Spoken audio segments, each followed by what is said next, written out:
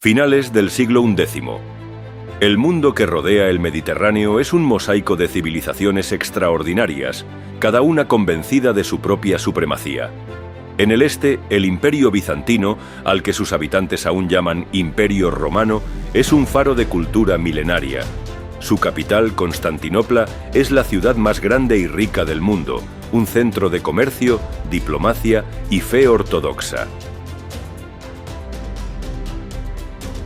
Más al sur y al este se extiende el Dar al-Islam, el mundo islámico. Desde Córdoba hasta Bagdad, sus ciudades son centros de ciencia, filosofía y arte que igualan y en ocasiones superan con creces a cualquier urbe de la Europa latina. Y luego está Occidente. La Europa católica es una civilización en su violenta adolescencia, fragmentada, empobrecida en comparación, pero rebosante de una energía demográfica y una fe fervorosa y militante que pronto sacudirá los cimientos del mundo conocido. En el corazón de la fe de estas tres culturas, un solo lugar, una pequeña ciudad en las colinas de Judea, Jerusalén. Pero este aparente equilibrio está a punto de romperse.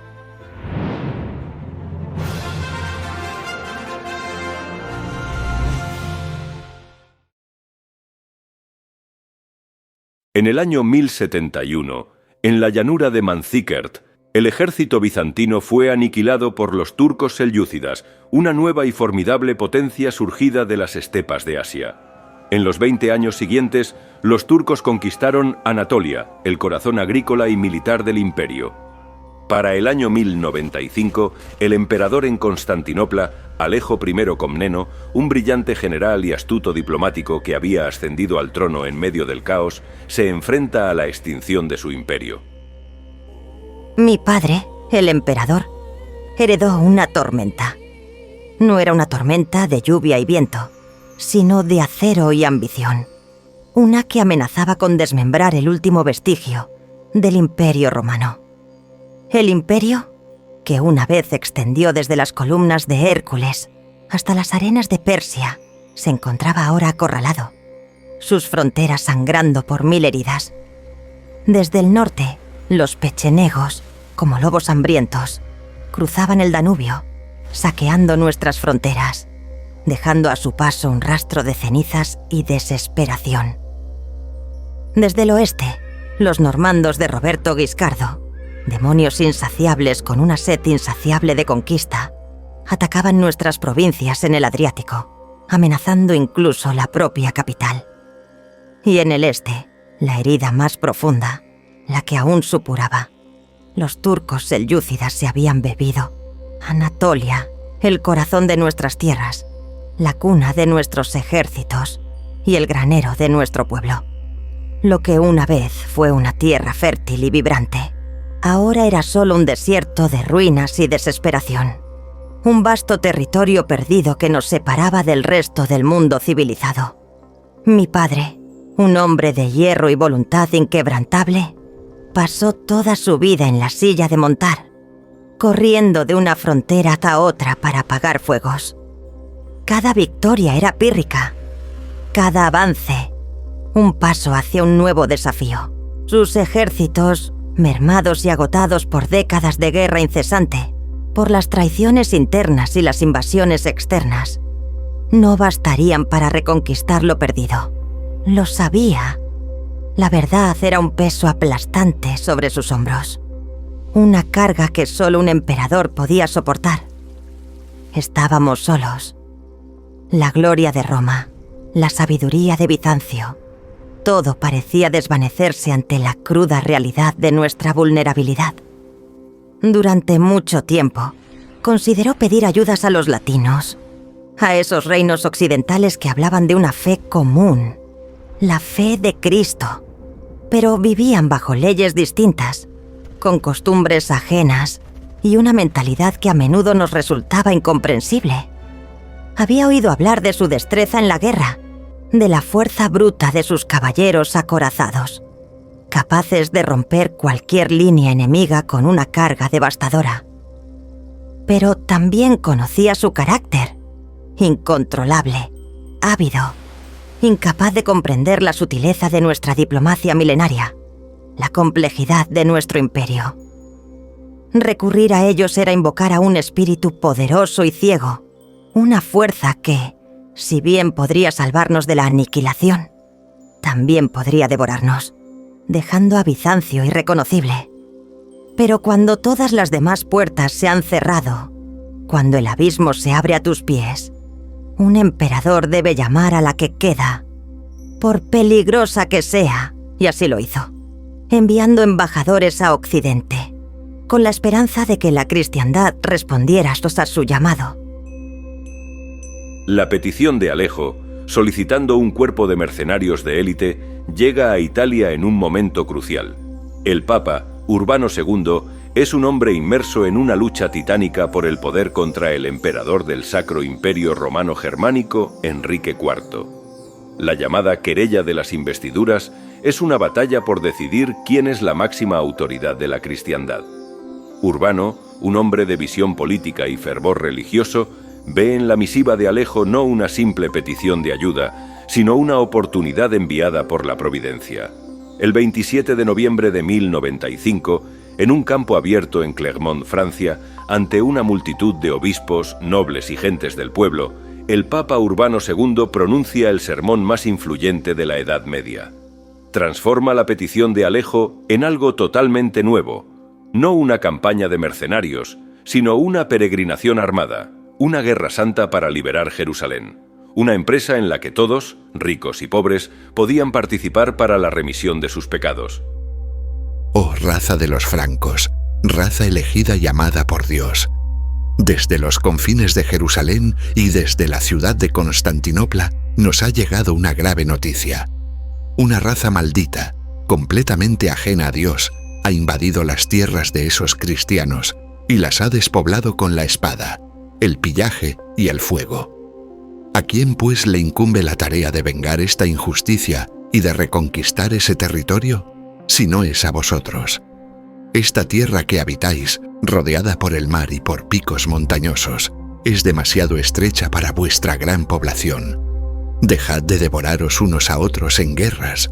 Emprended el camino del Santo Sepulcro. Arrebatad aquella tierra a esa raza de malvados y sometedla a vuestro poder. Para todos los que partan y mueran en el camino, ya sea por tierra o por mar, o en la lucha contra los paganos, habrá una remisión inmediata de los pecados. No aplacéis la marcha, que el grito de guerra resuene en vuestros ejércitos. Deus vult, Dios lo quiere.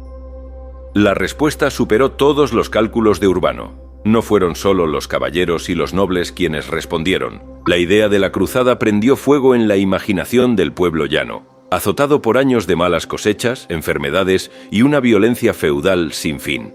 Un predicador carismático de Amiens, conocido como Pedro el Ermitaño, recorrió el norte de Francia a lomos de su burro, predicando la cruzada con una elocuencia hipnótica. Decenas de miles de personas, campesinos, artesanos, familias enteras, abandonaron todo para seguirle. Fue la llamada Cruzada de los Pobres, una explosión de fe popular que la Iglesia no había previsto y que no podía controlar. La respuesta llegó, pero no como esperábamos. Mucho antes de que viéramos un solo soldado disciplinado, un solo caballero con armadura reluciente, una horda innumerable de peregrinos, desorganizada y fanática, precedida por un tal Pedro, a quien llamaban el Ermitaño, inundó nuestro imperio. Eran una verdadera plaga, no un ejército, sino una multitud de hombres, mujeres y niños, más numerosos que los granos de arena del mar, más caóticos que una bandada de langostas. Cruzaron nuestras tierras como una marea destructiva, saqueando las aldeas que prometían proteger, entrando en conflicto con nuestras guarniciones, sembrando el caos a cada paso. Su fervor religioso era tan grande como su ignorancia y su indisciplina. Mi padre, con una paciencia que solo la desesperación puede forjar, se vio obligado a recibirlos, a alimentarlos de las reservas del imperio, a transportarlos a través del Bósforo lo más rápido posible, simplemente para librar a su capital de su caótica y destructiva presencia. Les suplicó, con la voz de la razón y la experiencia, que esperaran a los ejércitos de los príncipes, que no se enfrentaran solos a los turcos, que eran guerreros experimentados y crueles, conocedores de la tierra y maestros de la emboscada. Pero su fe era ciega y su líder un necio. Marcharon hacia su perdición, hacia las llanuras de Anatolia, donde fueron masacrados sin piedad. Y con ellos se fue una parte de nuestra esperanza, una lección amarga sobre la naturaleza de la fe sin disciplina. Una vez en Asia Menor, la disciplina de la cruzada popular se desintegró por completo. Ignorando las advertencias bizantinas, se adentraron en territorio selyúcida para saquear. El sultán Kilij Arslan I, que inicialmente había subestimado a esa turba de desarrapados, les tendió una emboscada perfecta cerca de un lugar llamado Cibetó. La batalla fue una masacre. La multitud de campesinos, mal armados y sin ninguna táctica militar, fue aniquilada por los arqueros a caballo turcos. De las decenas de miles que siguieron a Pedro, solo un puñado logró escapar y volver a Constantinopla. Cuando los ejércitos de los príncipes llegaron meses después, el camino hacia Nicea estaba marcado por una montaña de huesos blanqueados por el sol. Un terrible monumento al fervor descontrolado y un funesto presagio de la sangre que estaba por derramarse. Mientras los huesos de la cruzada popular se blanqueaban bajo el sol de Anatolia, la verdadera fuerza militar de Occidente se ponía en marcha. No era un ejército, sino 4, cada uno con su propio líder, sus propias lealtades y sus propias y secretas ambiciones. No eran una turba de campesinos, sino la élite guerrera de la cristiandad feudal, la fuerza de combate más formidable de su época. Desde el norte, desde la disputada tierra de Lorena, partía Godofredo de Bouillon, acompañado de sus hermanos, el ambicioso Balduino y el leal Eustaquio. Godofredo era conocido por su piedad casi monástica y su valor en combate. Irónicamente, había luchado en el pasado al servicio del emperador alemán, el gran enemigo del Papa Urbano. Para él, la cruzada era quizás un acto de penitencia y una verdadera misión de fe. Desde el sur de Italia, avanzaba el contingente más temido por los bizantinos, los normandos, liderados por el gigante Bohemundo de Tarento, hijo de Roberto Guiscardo, el hombre que había hecho temblar al propio imperio bizantino años atrás. Bohemundo era un hombre sin tierras propias, un guerrero brillante y un oportunista consumado. No le acompañaba un gran ejército, pero sí los guerreros más experimentados. A su lado cabalgaba su sobrino, Tancredo, un joven caballero que encarnaba el ideal del cruzado, valiente, piadoso y feroz. El ejército más grande y rico era el de los provenzales, liderado por Raimundo de Saint-Gilles, conde de Tolosa. Con casi 60 años, era el más viejo y poderoso de los príncipes. Un veterano de las guerras de la Reconquista en España, era conocido por su orgullo y su profunda, aunque a veces ostentosa devoción. Llevaba consigo a su esposa y, como prueba de la bendición papal al legado pontificio, el obispo Adhemar de Lepuy, el líder espiritual designado para toda la expedición. Durante los últimos meses de 1096 y los primeros de 1097, estas formidables huestes llegaron a las puertas de Constantinopla. Para el emperador Alejo, la llegada de los ejércitos que él mismo había solicitado se convirtió en una crisis diplomática y logística de primer orden. Debía alimentar a miles de soldados extranjeros acampados a las puertas de su capital, evitar que se unieran en una fuerza única que pudiera volverse contra él, y, sobre todo, doblegar la voluntad de sus orgullosos líderes. La herramienta de Alejo para controlar la cruzada era el juramento feudal, un concepto que los occidentales entendían perfectamente. Exigió a cada príncipe, a cambio de comida, apoyo naval y guías, un juramento de homenaje. Debían reconocerle como su señor mientras estuvieran en sus tierras y, lo más importante, debían prometer devolver al imperio cualquier ciudad o fortaleza que reconquistaran y que le hubiera pertenecido en el pasado. Era una exigencia lógica desde el punto de vista bizantino, pero para los príncipes francos era una humillación. Los demás condes dudaban, ofendidos en su orgullo. ¿Jurar lealtad a un griego? ¿Un cismático? Yo, Bohemundo de Tarento, Digo que eran unos necios. Yo fui el primero en presentarme ante el emperador. Entendí el juego. Alejo no confiaba en mí, y yo ciertamente no confiaba en él, pero necesitaba su ayuda, y él necesitaba mi espada. Me arrodillé, presté el juramento que pedía. Vi en su rostro un destello de sorpresa y luego de satisfacción. Mientras los otros discutían sobre el honor, yo me ganaba su favor. Un juramento es aire, pero el favor de un emperador puede forjar un reino. Juré de buena gana. Los demás solo veían el arrodillarse. Yo veía el primer escalón de mi propio trono. Soy Raimundo de Aguilers y esta es mi crónica. Nuestro señor, el conde Raimundo de Tolosa, se negó. Su respuesta al emperador fue clara. He venido a esta tierra para servir únicamente a Dios. No reconoceré a otro señor mortal en esta empresa. Hubo una gran tensión. El emperador enojado cortó los suministros a nuestro campamento. Pero nuestro conde era firme. Finalmente, para mantener la paz de la cristiandad, accedió a un juramento modificado.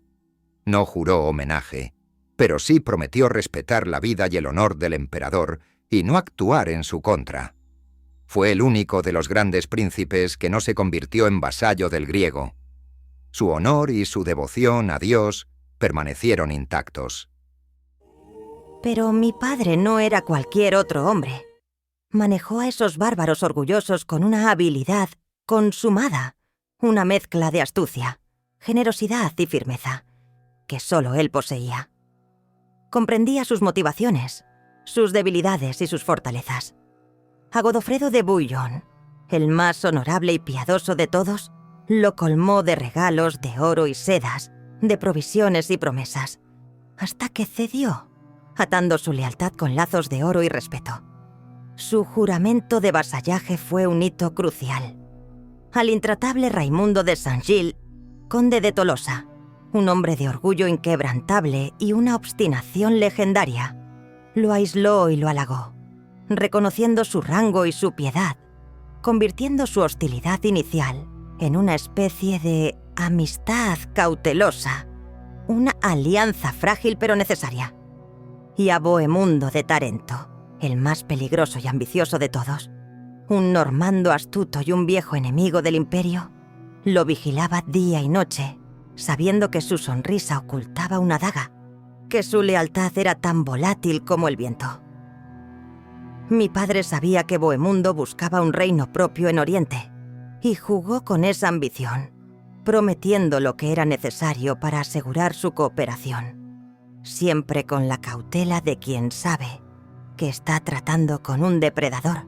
Hubo un momento memorable, una anécdota que siempre recordaré y que ilustra la sagacidad de mi padre.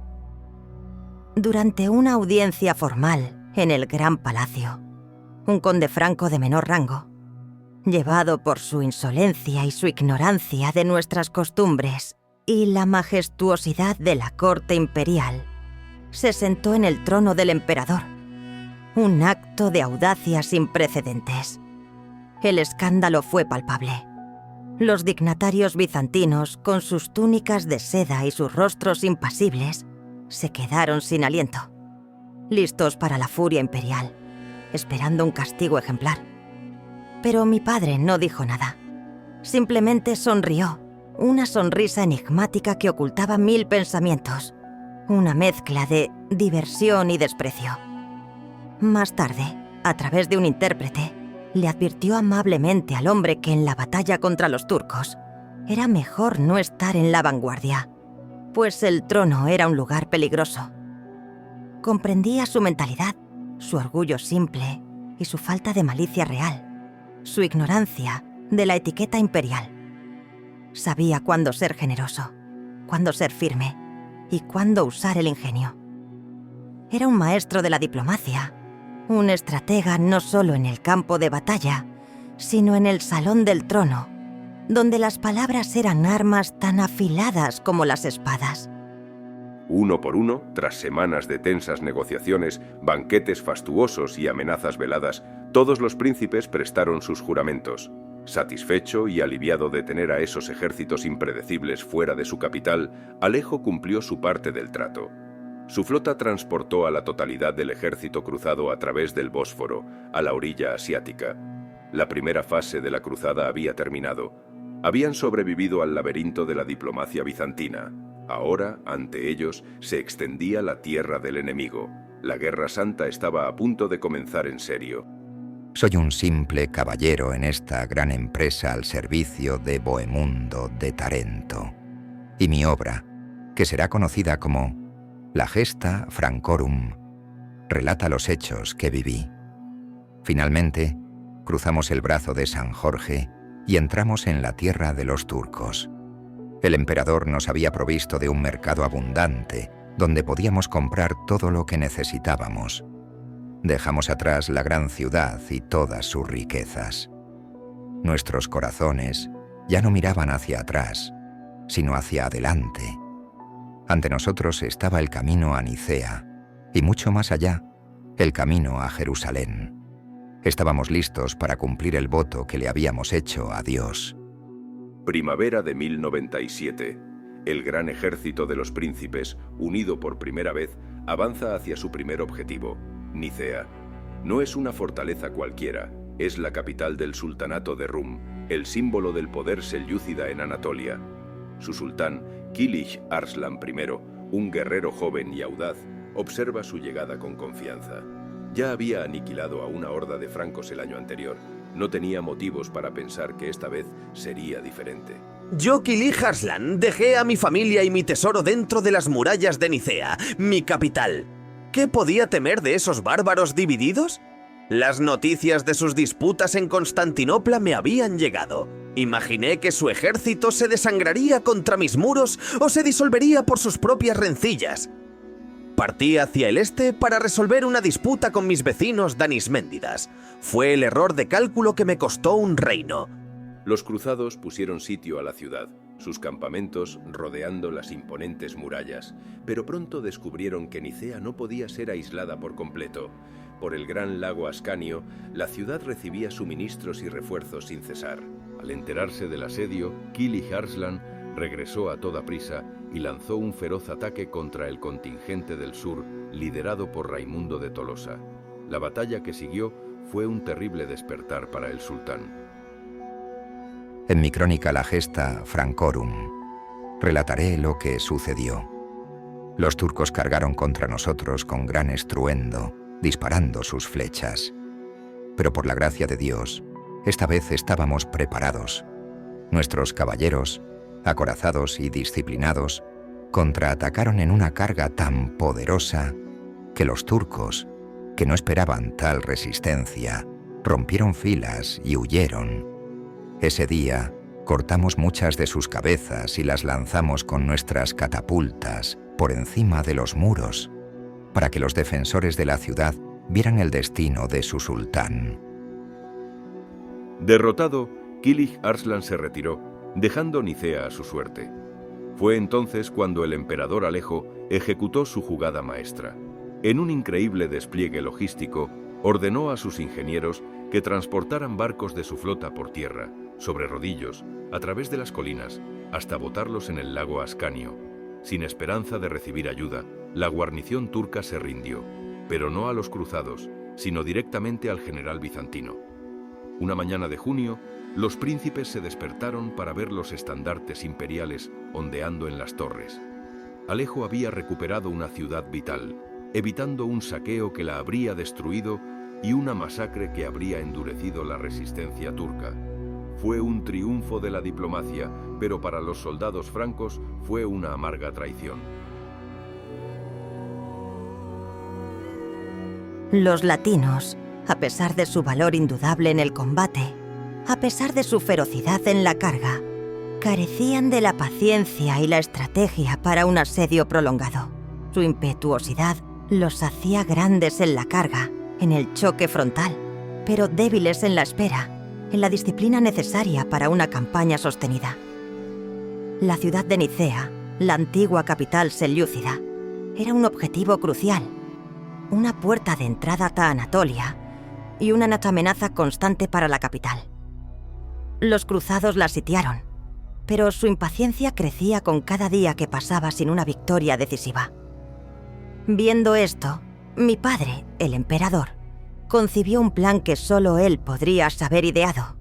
Una jugada maestra que cambiaría el curso del asedio de Nicea y demostraría la superioridad de la estrategia bizantina.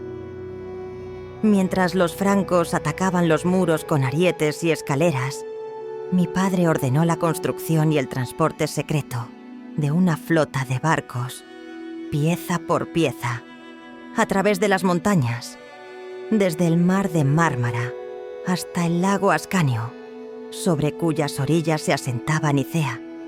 Cuando el sol se levantó una mañana, tanto los turcos dentro de la ciudad, confiados en sus muros y su lago como vía de escape, como los francos fuera de ella, impacientes y frustrados, quedaron atónitos. Nuestra flota, con sus estandartes imperiales ondeando al viento y el sonido de las trompetas resonando sobre el agua, navegaba majestuosamente por el lago. La ciudad, que creía tener una vía de escape y reabastecimiento a través del lago, estaba completamente sellada. Su última vía de esperanza y había sido cortada. No por el acero de los latinos, sino por la mente del emperador, por la astucia y la previsión bizantina. Fue un golpe de genio, una victoria de la inteligencia sobre la fuerza bruta, una demostración de que la verdadera fuerza reside en la mente. Nicea cayó, no por el asalto sangriento de los cruzados, sino por la rendición a mi padre, que había cortado su salvación. Y fue un recordatorio de que, incluso en la tormenta más oscura, la luz de Bizancio nunca se apagaría, que su ingenio y su espíritu perdurarían. Tras Nicea, Kilij Arslan comprendió su error. No podía enfrentarse a los caballeros en una batalla campal. Su única esperanza era atraerlos a campo abierto, usar la superior movilidad de sus arqueros a caballo y aniquilarlos. La oportunidad se presentó a finales de junio. El ejército cruzado, para facilitar el abastecimiento, se dividió en dos columnas. El 1 de julio, cerca de las ruinas de Dorilea, la vanguardia, comandada por Bohemundo, cayó en una emboscada perfecta. Tal y como lo viví así, dejaré plasmado en la gesta Francorum. Estábamos montando el campamento cuando, de repente, un grito terrible nos rodeó. Eran miles y miles de turcos, solimanes, persas. Nos cercaron por completo, galopando a nuestro alrededor, disparando una lluvia de flechas tan densa que el aire silbaba. No podíamos perseguirlos, ni tampoco quedarnos quietos. Nos agrupamos como ovejas en un corral, con nuestros enfermos y mujeres en el centro, y esperamos la muerte, gritando el nombre de Cristo. Soy Bohemundo de Tarento. Nadie debe romper la formación. Resistid, aguantad la línea. Mis normandos querían cargar en su furia, pero eso era lo que los turcos esperaban. Nos habrían despedazado. Ordené que los caballeros desmontaran y formaran un muro de escudos. Era una batalla de nervios. Cada minuto que aguantábamos era un minuto más para que los mensajeros encontraran a Godofredo. Miraba al cielo, buscando no a Dios, sino el polvo del ejército de nuestro rescate. Durante más de 5 horas, el pequeño ejército de Bohemundo resistió al borde de la aniquilación. Cuando toda esperanza parecía perdida, los refuerzos llegaron. Las legiones de Godofredo, Raimundo y Ademar aparecieron en las colinas, una visión que, según un cronista, fue como un nuevo ejército surgiendo del mar. Ahora unidos, los cruzados lanzaron una carga general. La infantería de Raimundo atacó el campamento turco, y los caballeros, en una línea de acero y furia, se estrellaron contra las desconcertadas líneas de Kilij Arslan. La victoria fue total y decisiva. La batalla de Dorilea abrió el camino a través de Anatolia, pero condujo a los cruzados a un enemigo aún más implacable, el propio paisaje. Derrotado en el campo, Kilij Arslan ordenó una política de tierra quemada. Los cruzados entraron en un desierto inhóspito en pleno verano. El agua se volvió más valiosa que el oro, y la comida, un recuerdo lejano. Yo, Raimundo de Aguilers, contaré lo que aconteció. La sed que sufrimos en esa marcha fue una tortura más allá de toda descripción. Nuestros caballos, que eran el orgullo de nuestro ejército, morían por cientos cada día. Pronto los hombres también empezaron a caer. Vi a nobles caballeros que antes no daban un paso sin su montura, yacer en el polvo, implorando una sola gota de agua. Muchos abandonaron sus armaduras, sus escudos, todo, excepto su fe. Y algunos, incluso eso. Tras semanas de agonía, emergieron de las llanuras áridas y entraron en las tierras montañosas de Cilicia, habitadas en gran parte por cristianos armenios. Oprimidos durante mucho tiempo por bizantinos y turcos, muchos armenios vieron a los cruzados como libertadores. Fue aquí, en este complejo mosaico de culturas, donde la ambición de un hombre desvió por primera vez el curso de la Guerra Santa. Balduino de Boulogne, el hermano menor de Godofredo, era un hombre brillante, capaz, pero sin tierras propias. Un segundón, vio su oportunidad no en Jerusalén, sino en el este. Respondiendo a una invitación, dejó el ejército principal y con un pequeño destacamento de caballeros se dirigió a la rica ciudad de Edesa, más allá del río Éufrates. Yo, Mateo de Edesa, diré que cuando la noticia de la llegada de los ejércitos francos se extendió por nuestras tierras, una gran alegría llenó los corazones de los fieles. Creíamos que Dios había escuchado nuestras plegarias y enviado a estos guerreros para liberarnos del yugo de los infieles. Nuestro gobernante, el señor Toros de Edesa, envió una embajada al conde Balduino, invitándole a venir. Fue recibido con grandes honores y adoptado por nuestro señor como un hijo para que heredara la ciudad tras su muerte. Pero Balduino no tenía intención de esperar. Pocas semanas después de su llegada, una revuelta popular, convenientemente dirigida contra el impopular Toros, estalló en la ciudad. El anciano gobernante fue acorralado en su ciudadela y brutalmente asesinado por la turba. Balduino no movió un dedo para salvar a su padre adoptivo. Inmediatamente después, fue aclamado como el nuevo gobernante de Edesa. Había nacido el primer estado cruzado. Un bastión estratégico, sí, pero también el primer gran triunfo de la ambición personal sobre el voto sagrado. Otoño de 1097. Tras sobrevivir a la travesía de Anatolia, el ejército cruzado llega ante su mayor desafío. No es una simple fortaleza, es una leyenda: Antioquía, la antigua capital de la Siria romana, la Reina del Este, donde los seguidores de Cristo fueron llamados cristianos por primera vez. Sus defensas, perfeccionadas a lo largo de un milenio, se consideraban inexpugnables. Su gobernador, Yagi Sillán, un veterano y astuto vasallo de los selyúcidas, se había preparado para un largo asedio. Yo, Ibn al-Qalanisi, contaré lo que aconteció en Antioquía. Cuando las noticias confirmadas de la misma aproximación de los Ifrang llegaron a Antioquía, su señor Yagi Sillán mostró gran energía y resolución. Reforzó las defensas, excavó trincheras y acumuló todas las provisiones que pudo encontrar. Consciente del gran número de cristianos que vivían dentro de sus muros y temiendo su traición, ordenó a los hombres cristianos que salieran de la ciudad, separándolos de sus familias, a las que mantuvo dentro como una garantía de su buen comportamiento. Los cruzados, en un exceso de confianza, establecieron un asedio incompleto, incapaces de rodear el vasto perímetro de la ciudad. Pensaban que caería en cuestión de días, pero los días se convirtieron en semanas, y las semanas en meses. Y con los meses llegó el invierno. El enemigo más terrible de la campaña regresó con una furia renovada: el hambre. Esto es lo que sucedió y que plasmaré en la Gesta Francorum. Pronto, el hambre en nuestro campamento se volvió tan terrible que no me atrevo a describirla. Los hombres hervían las pieles de los animales muertos y las hojas de los árboles para tener algo que llevarse a la boca. Vi a caballeros, que antes lucían orgullosos sobre sus corceles, escarbar la tierra en busca de raíces. El precio de un pan era una fortuna. Los pobres empezaron a comerse los cadáveres de los turcos que matábamos en las escaramuzas.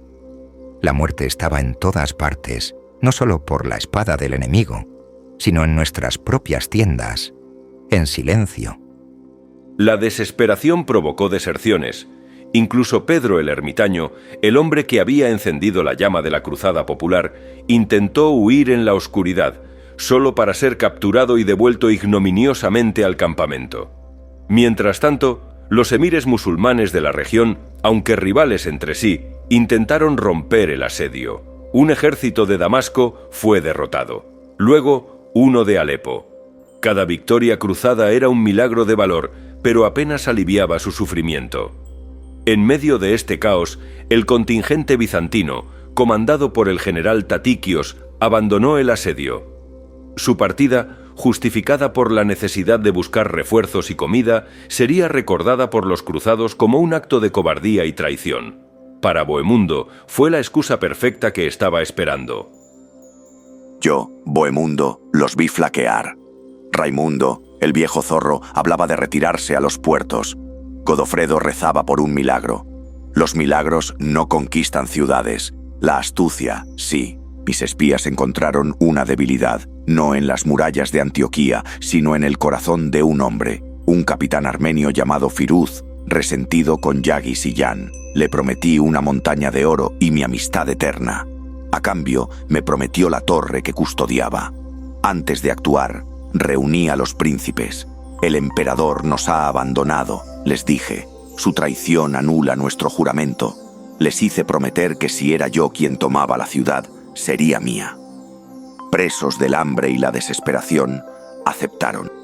En una noche de viento y lluvia torrencial, que ahogó el sonido de sus movimientos, un pequeño grupo de normandos se acercó a la torre de las dos hermanas. Firuz descolgó una escalera de cuerda. El destino de la cruzada pendía de ese frágil hilo. Así sucedió, y así lo contaré en mi gesta Francorum. Éramos 60 hombres. Subimos la escalera en silencio, uno a uno, conteniendo la respiración. El miedo era un nudo en el estómago. Una vez arriba, matamos a los guardias de la torre y de las murallas cercanas sin hacer ruido. Luego, corrimos hacia una de las puertas principales y la abrimos desde dentro. Nuestro corneta tocó la señal. El sonido rasgó la noche. El ejército entero, que esperaba oculto, se lanzó al ataque gritando «Dios lo quiere». La ciudad se despertó en un pandemonium de terror y muerte. Pero el triunfo se convirtió en cenizas casi al instante. Apenas 3 días después de la conquista, el ejército que todos temían llegó. Una inmensa coalición musulmana, liderada por Kerboga, el poderoso Atabeg de Mosul, apareció ante los muros. Los sitiadores se habían convertido en los sitiados.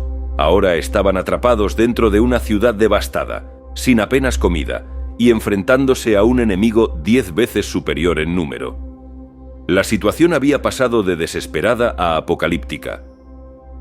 Esto es lo que sucedió, y yo Ibn al-Qalanisi doy fe de ello. El Atabeg Kerboga, que Alá tenga piedad de él, llegó con un ejército como un mar embravecido. Rodeó Antioquía por completo, cortando toda salida. Los Ifranc, atrapados en su propia conquista, cayeron en una desesperación aún más profunda que la que habían sufrido fuera de los muros. Sus líderes se acusaban unos a otros. El hambre los devoraba. En Damasco, esperábamos la noticia de su aniquilación final. Parecía que el fin de su impía invasión había llegado. Fue en este abismo de desesperanza donde se produjo el suceso más extraño y controvertido de toda la cruzada.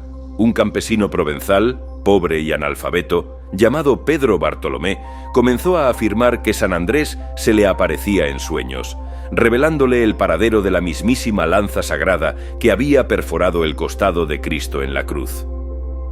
Como testigo de los hechos, yo, Raimundo de Aguilers, relataré lo que vi. Al principio muchos, incluido el legado papal, dudaron de las palabras de este hombre humilde. Pero la desesperación nos obligó a escuchar. Nos condujo a la antigua catedral de San Pedro y señaló un punto en el suelo. 12 de nosotros cavamos allí todo el día. Al anochecer, exhaustos y habiendo perdido la esperanza, el propio Pedro saltó al hoyo.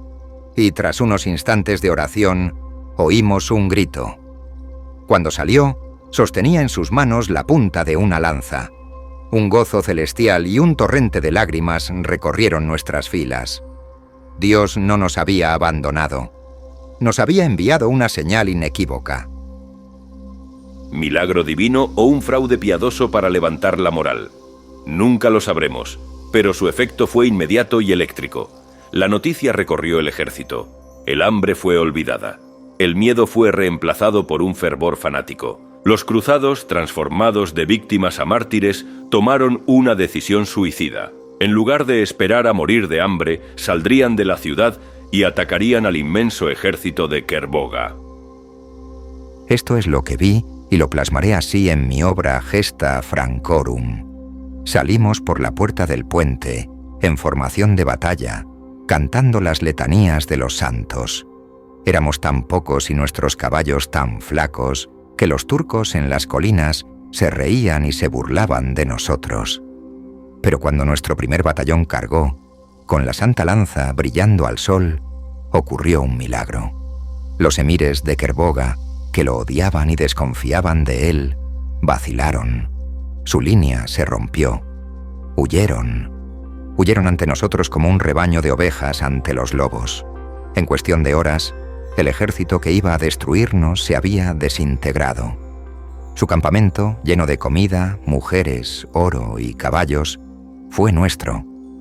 Aquel día el Señor, que nos había humillado hasta el polvo, nos exaltó hasta el cielo. La milagrosa victoria sobre Kerboga no trajo la unidad, sino la discordia. El botín del campamento enemigo alivió el hambre, pero envenenó las almas. Bohemundo reclamó Antioquía para sí, argumentando que la traición del emperador Alejo anulaba su juramento. Raimundo de Tolosa, celoso del poder del normando y autoproclamado defensor de los derechos del emperador, se opuso ferozmente. Durante 6 meses, el ejército que había conquistado lo imposible se consumió en disputas internas. La marcha a Jerusalén fue olvidada. Como cronista, yo, Raimundo de Aguilers, he de decir que Bohemundo, lleno de su habitual arrogancia, se apoderó del palacio y de las mejores fortalezas de la ciudad, negándose a continuar la peregrinación. Mientras tanto, una terrible plaga se cebó con nosotros, llevándose a miles, incluido nuestro faro espiritual, el obispo Ademar de Le Puy. Sin su guía, las riñas de los príncipes se volvieron aún más amargas. Nuestro conde, Raimundo, se negaba a ceder la ciudad a la codicia del normando, manteniendo viva la llama de nuestro sagrado voto. Fue el ejército llano, los caballeros menores y los soldados de a pie, quienes rompieron el punto muerto. Hartos de la codicia y las demoras de sus líderes, comenzaron a desmantelar las fortificaciones del campamento de Raimundo, amenazando con marchar a Jerusalén sin él. La presión fue insostenible. A principios de 1099, un ejército mermado, pero purificado por el sufrimiento y unido en su propósito final, abandonó Antioquía y emprendió la marcha hacia el sur.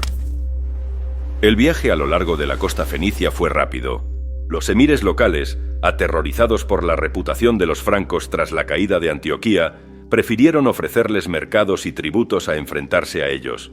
Finalmente, el 7 de junio de 1099, casi 3 años exactos después de haber partido de Europa, los cruzados ascendieron una colina que llamaron Montjoie, el Monte de la Alegría. Desde allí vieron su destino.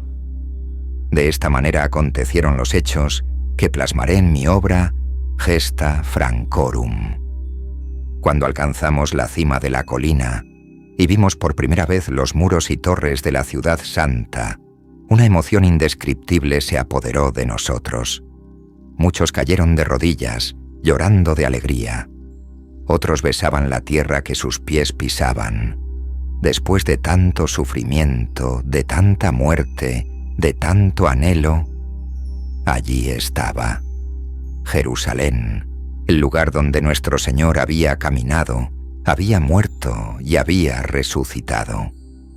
Todo nuestro dolor pareció desvanecerse en ese instante sagrado. Pero la ciudad no iba a caer por las lágrimas de los peregrinos. Su gobernador fatimí, Iftijar al-Daula, se había preparado a conciencia.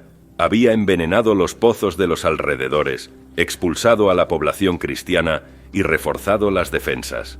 Los cruzados se enfrentaban a un asedio formidable en pleno verano, con un enemigo aún más letal que las flechas sarracenas, la sed. Los días se convirtieron en un infierno. El agua debía ser transportada en pellejos desde un río a 6 millas de distancia, y aún así era escasa y salobre. Pero la mayor carencia era la de madera. En esa tierra árida no había árboles para construir las máquinas de asedio necesarias. La desesperación comenzó a cundir de nuevo, hasta que, en otro giro del destino, una flotilla de barcos genoveses arribó al puerto de Jaffa. No solo trajeron provisiones, sino también carpinteros expertos y las herramientas necesarias. Desmantelaron sus propias naves, y la madera fue transportada pieza a pieza hasta Jerusalén. Con la esperanza renovada, el clero organizó una gran procesión. El ejército entero, descalzo y ayunando, marchó alrededor de las murallas de la ciudad, cantando salmos mientras los defensores musulmanes les gritaban insultos desde las almenas. Fue un acto de purificación y un desafío espiritual. Estaban listos para el asalto final. En la noche del 13 de julio, las 2 grandes torres de asedio fueron arrastradas hasta los muros. Al amanecer del día 14, comenzó el asalto. Durante todo el día, la batalla fue encarnizada y desesperada, pero los muros resistieron. Al llegar la noche, el asalto había fracasado. Pero Godofredo, en un golpe de genio táctico, ordenó desmontar su torre durante la noche y reconstruirla frente a un sector de la muralla que estaba menos defendido. A mediodía del viernes 15 de julio, tras horas de combate brutal, los hombres de Godofredo lograron acercar su torre lo suficiente como para bajar el puente levadizo sobre la muralla. Un caballero de Flandes, llamado Letoldo, fue el primero en saltar. Le siguieron Godofredo y Tancredo. La muralla había sido tomada. La puerta de San Esteban fue abierta desde dentro y el ejército cruzado se derramó en la ciudad santa. Lo que siguió no fue una batalla, sino una masacre, una explosión de furia y fervor religioso acumulada durante 3 años de sufrimiento. Los cruzados, convencidos de que estaban cumpliendo un juicio divino, mataron a casi todos los que encontraron en las calles. Musulmanes y judíos por igual fueron masacrados sin piedad. Soy Raimundo de Aguilers, y aquí contaré lo que aconteció en la toma de la ciudad santa. Se vieron cosas maravillosas. Algunos de nuestros hombres, y esto es lo más compasivo, cortaban las cabezas de sus enemigos. Otros los acribillaban a flechazos o los arrastraban a las torres para arrojarlos al vacío. Se corría por las calles sobre montones de cabezas, manos y pies, pero todo esto era poco comparado con lo que ocurrió en el templo de Salomón. ¿Qué ocurrió allí? Si digo la verdad, excederá los límites de la fe. Baste con decir que, en el templo y en el pórtico de Salomón, se cabalgaba con la sangre hasta las rodillas de los jinetes y hasta las bridas de los caballos. De hecho, fue un justo y espléndido juicio de Dios que este lugar se llenara con la sangre de los infieles. Una vez que la matanza terminó, los conquistadores, cubiertos de sangre de pies a cabeza, se dirigieron a la iglesia del Santo Sepulcro, y allí, en el lugar más sagrado de la cristiandad, los hombres que acababan de perpetrar una de las peores masacres de la historia rezaron y lloraron con una devoción sincera y abrumadora. En sus mentes no había contradicción alguna. Al amanecer del 15 de julio de 1099, las tropas cruzadas irrumpieron en Jerusalén. Tras semanas de asedio agotador, la ciudad santa caía en manos de los cruzados. Los estandartes de la cruz ondearon en las murallas y un grito de victoria resonó por las calles. Sin embargo, esa victoria inicial dio paso de inmediato a un horror indescriptible. Los vencedores desataron una matanza implacable entre sus habitantes. La masacre fue total y no distinguió edad, sexo ni fe. Los cruzados, enardecidos y convencidos de cumplir la voluntad divina, recorrieron Jerusalén espada en mano, matando a cuantos musulmanes encontraban a su paso. Hombres, mujeres y niños cayeron víctimas del furor conquistador. Numerosos defensores que aún resistían corrieron hacia la explanada del templo. Un grupo de musulmanes aterrados se refugió en la mezquita de Al-Aqsa y acabó rindiéndose a Tancredo de Galilea, quien hizo ondear su estandarte sobre el edificio en señal de clemencia. Pero ni siquiera ese gesto pudo contener la sed de sangre. Muchos de los que se habían rendido bajo protección fueron pasados a cuchillo poco después por otros cruzados ávidos de venganza y botín. En otro sector, la comunidad judía sufrió un destino similar. Cientos de judíos buscaron amparo en su principal sinagoga, solo para morir abrasados cuando los conquistadores prendieron fuego al edificio con ellos dentro. La ciudad entera se convirtió en un escenario dantesco. Se cuenta que la sangre corría por las calles empedradas y llegaba a los tobillos de los caballos. Montones de cadáveres mutilados se amontonaban en plazas y templos. Los propios cronistas cruzados relataron con asombro cómo los guerreros vencedores terminaban empapados de sangre de pies a cabeza, avanzando entre cuerpos sin vida bajo un hedor insoportable. El salvajismo de la matanza horrorizó incluso a algunos testigos cristianos de la época y sembró terror y odio duradero en el mundo islámico, donde jamás se olvidaría el saqueo de Jerusalén. Solo unos pocos musulmanes lograron escapar con vida de aquella carnicería. El gobernador fatimí de la ciudad, Iftikhar ad-Dawla, se había atrincherado con su guardia en la Torre de David. Rodeado por las fuerzas provenzales de Raimundo de Tolosa, Iftikhar ofreció un cuantioso tesoro a cambio de rendirse con vida. Raimundo aceptó la capitulación y escoltó personalmente al gobernador y a sus hombres fuera de Jerusalén hasta territorio egipcio. Esa negociación salvó a Iftikhar y a algunos de sus soldados. Fueron prácticamente los únicos musulmanes que vivieron para contar la caída de la ciudad. Consumada la conquista, los vencedores se entregaron al pillaje sistemático. Durante días, cada casa, palacio y santuario fue saqueado en busca de riquezas. Objetos preciosos de todo tipo engrosaron el botín de los vencedores. La euforia del triunfo se mezcló con la codicia. Tras años de privaciones, muchos por fin obtenían su recompensa. Mientras tanto, la ciudad enfrentaba el peligro de epidemias por la gran cantidad de cadáveres. Un hedor fétido inundaba las calles vacías.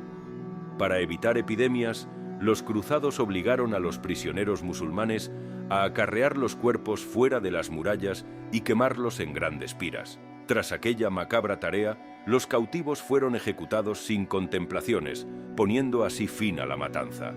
Tras la orgía de violencia y rapiña, vino el momento de la devoción. Los mismos guerreros que habían empuñado la espada con ferocidad se arrodillaron ahora con fervor piadoso ante los lugares santos que habían jurado liberar.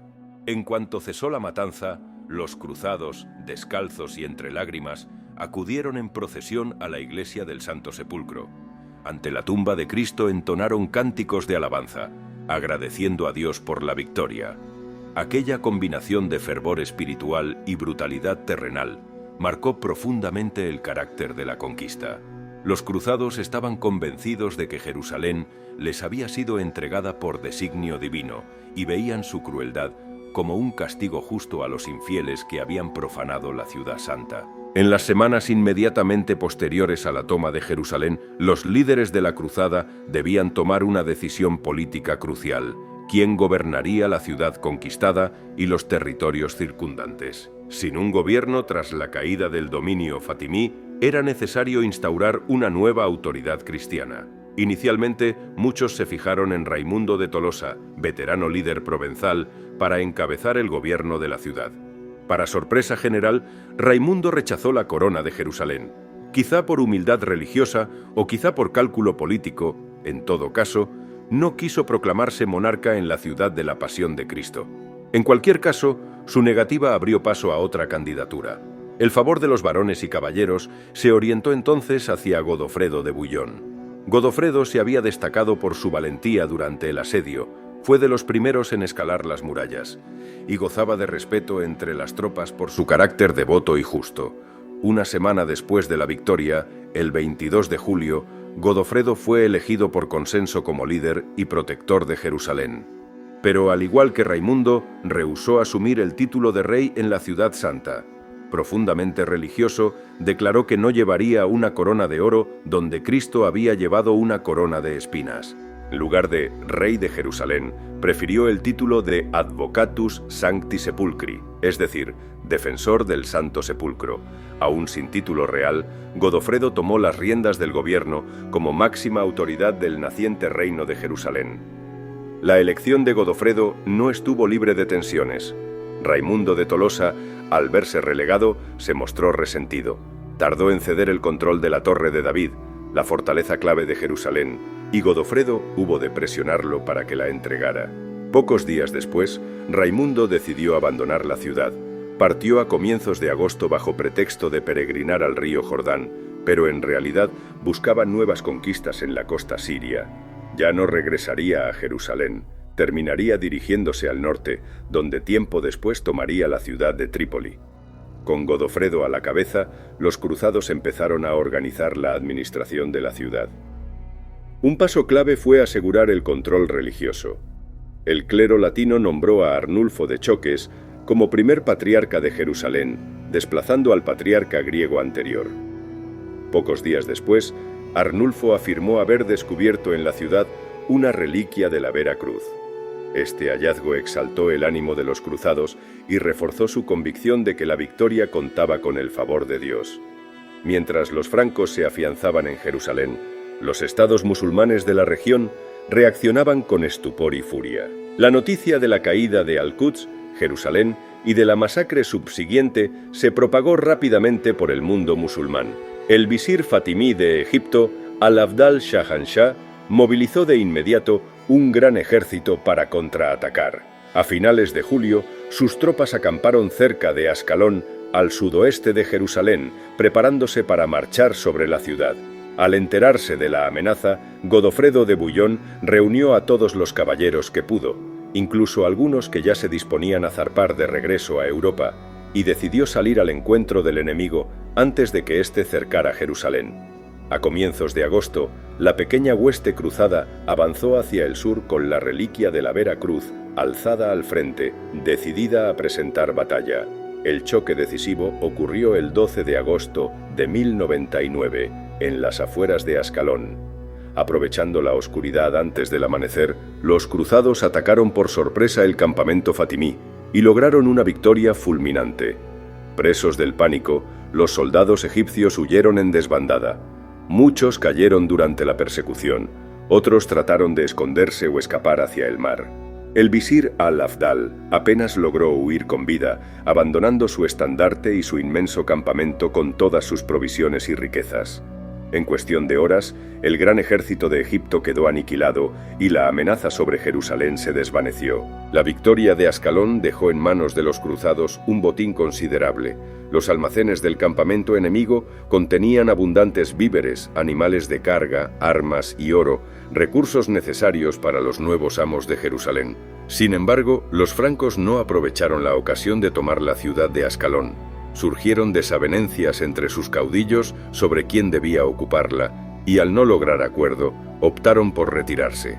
Así, Ascalón permaneció bajo control musulmán, convirtiéndose en un enclave hostil en la frontera del reino y en un temprano aviso de las dificultades que entrañaría consolidar las conquistas.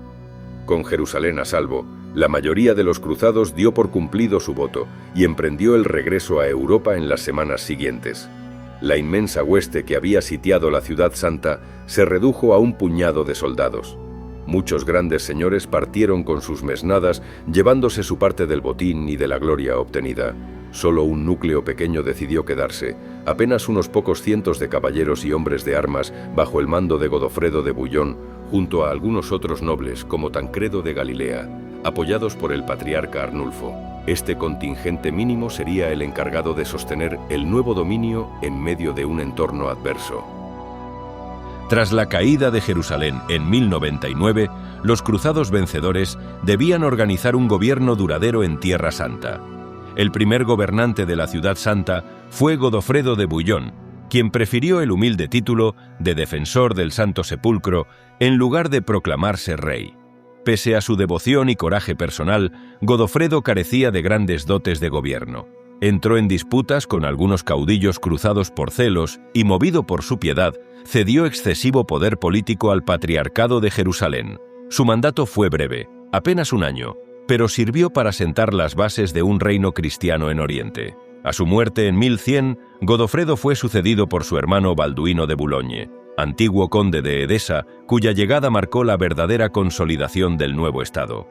Balduino I, coronado como primer rey de Jerusalén, demostró ser un líder enérgico, astuto y tenaz, capaz de afrontar los enormes desafíos estratégicos que amenazaban al naciente reino franco en Palestina. Desde el inicio de su reinado, Balduino I comprendió que la defensa de Jerusalén pasaba por la expansión territorial y el control de las rutas críticas. El corazón del reino abarcaba Jerusalén y las montañas de Judea, además de Galilea al norte, pero estas posesiones iniciales eran insuficientes y estaban rodeadas de enclaves hostiles. Balduino emprendió una política ofensiva para ganar espacio y asegurar comunicaciones. En los primeros años tras la cruzada conquistó las ciudades costeras de Arsuf y Cesarea, incorporándolas al reino, y poco después obtuvo la rendición de Acre, un puerto clave en la costa mediterránea, con ayuda de las flotas italianas. Estas victorias abrieron a los francos su ansiada salida sólida al mar y aseguraron vías de aprovisionamiento desde Europa. Sin embargo, otras fortalezas musulmanas cercanas, como Ascalón en el sur, continuaron resistiendo y sirviendo de base a contraataques egipcios. Balduino debió enfrentar varias incursiones del califato fatimí de Egipto, que todavía controlaba Ascalón y Gaza. En campañas sucesivas, alrededor de 1101 y 1102, los ejércitos cruzados, aunque reducidos en número, lograron rechazar a los fatimíes, manteniendo a salvo Jerusalén. No obstante, el peligro del sur persistía y Ascalón se convirtió en un bastión enemigo que aislaría al reino por décadas. Para proteger sus fronteras, Balduino fortificó las posiciones sureñas. Estableció una guarnición permanente en Hebrón, el castillo de San Abraham, para vigilar el desierto del Negev, aunque aquella fortaleza quedó como una isla franca rodeada por territorio musulmán. También impulsó la construcción de castillos en Transjordania, al este del río Jordán, con el fin de controlar las rutas de las caravanas. En el año 1115, por ejemplo, ordenó levantar la fortaleza de Montreal en las colinas de Edom, inaugurando el señorío de Ultrejordain, Transjordania, que permitía hostigar y grabar las ricas rutas comerciales que unían Egipto, Arabia y Siria.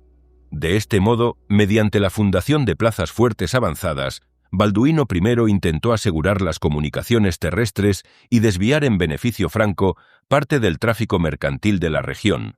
Bajo el reinado de Balduino I, el reino de Jerusalén se estructuró como una monarquía feudal latina.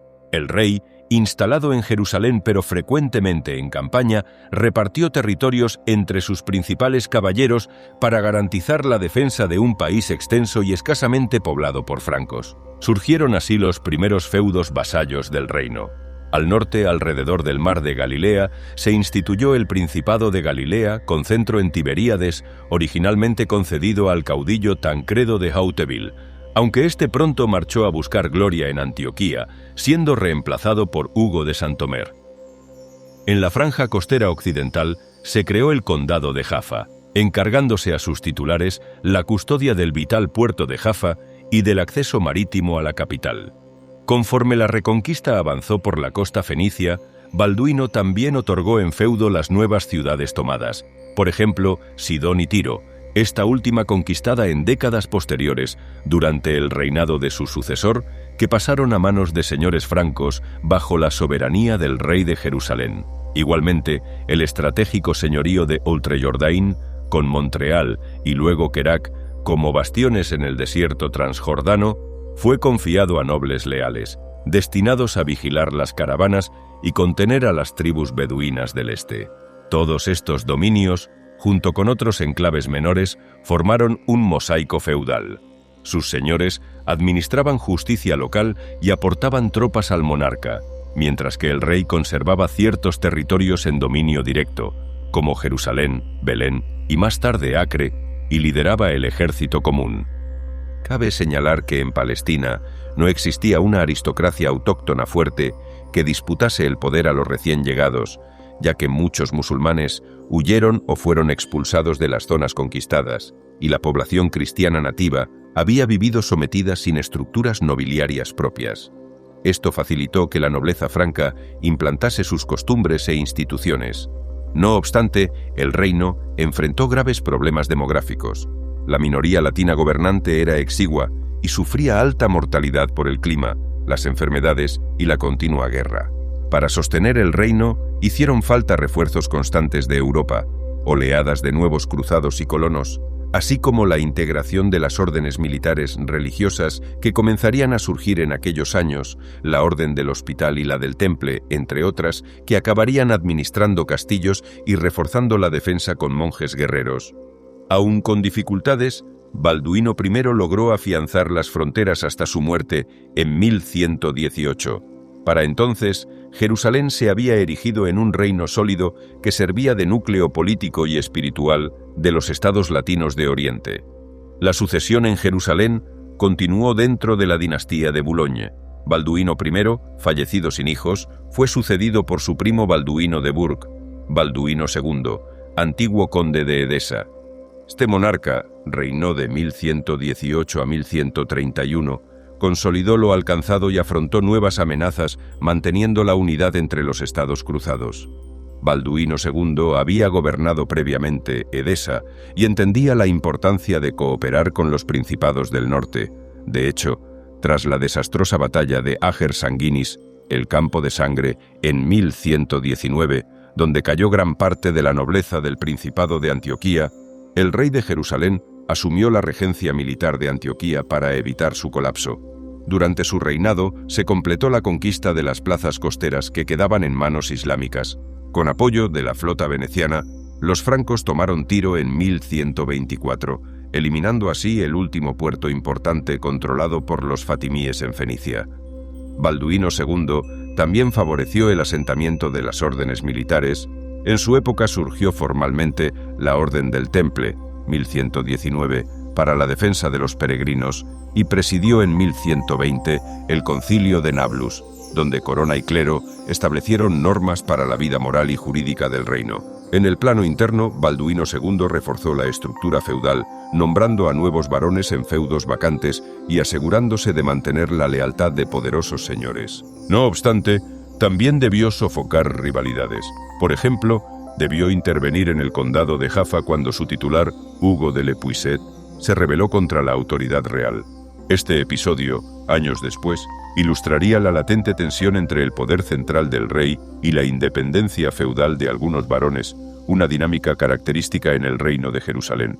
En general, sin embargo, la primera generación de gobernantes latinos entendió la fragilidad de su dominio y cooperó estrechamente. A la muerte de Balduino II, el trono pasó a su yerno Fulco de Anjou, casado con Melisenda, hija de Balduino II, pero para entonces los fundamentos del reino ya estaban firmes y su territorio abarcaba prácticamente toda la costa palestina, desde el Sinaí hasta las fronteras de Trípoli y de Antioquía más al norte.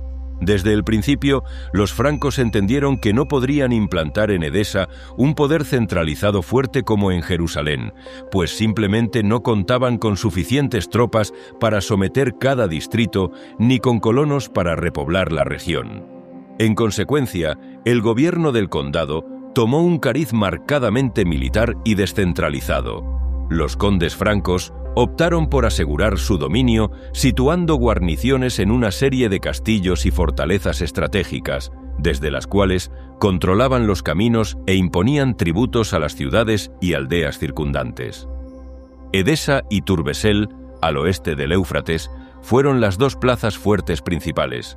La primera servía de sede titular del condado, mientras que Turbesel, más al oeste, a menudo albergó a los condes y funcionó como bastión de retaguardia. Junto a estas, un rosario de fortalezas menores, como Ravendel, Saruj, Marash, entre otras, estaba en manos de señores vasallos o de aliados locales. En algunos casos, los condes llegaron a pactar con potentados armenios de las montañas vecinas. Por ejemplo, la familia de Kogh Basil, un príncipe armenio de Melitene, cooperó temporalmente con los cruzados. Sin embargo, las relaciones con la nobleza armenia local fueron ambivalentes. Aunque compartían la fe cristiana, los armenios protegían celosamente su autonomía y en más de una ocasión cambiaron de bando o conspiraron contra los francos. Esta falta de confianza mutua llevó a que los condes de Edesa prefiriesen nombrar caballeros occidentales de su plena confianza al mando de las guarniciones críticas, relegando a los jefes nativos a un papel secundario. En lo social, el condado de Edesa fue un crisol fronterizo. La vida cotidiana en sus ciudades continuó mayormente en manos de clérigos y notables siríacos y armenios, mientras la élite franca, aunque reducida, imponía un régimen feudal de corte europeo adaptado a un entorno oriental. La economía de Edesa dependía en parte de la agricultura de sus valles fértiles y en gran medida de expediciones de saqueo y tributos cobrados a las ricas tierras musulmanas vecinas. De hecho, se decía que Balduino I obtenía mayores ingresos como conde de Edesa, gracias al botín de sus campañas, que durante sus primeros años como rey de Jerusalén. Pero aquella prosperidad tenía un precio. El condado estaba rodeado de enemigos y constantemente expuesto a incursiones turcas. Con recursos humanos limitados y vastas fronteras que vigilar, Edesa vivió en permanente pie de guerra, casi como una marca militar. Su existencia sería precaria.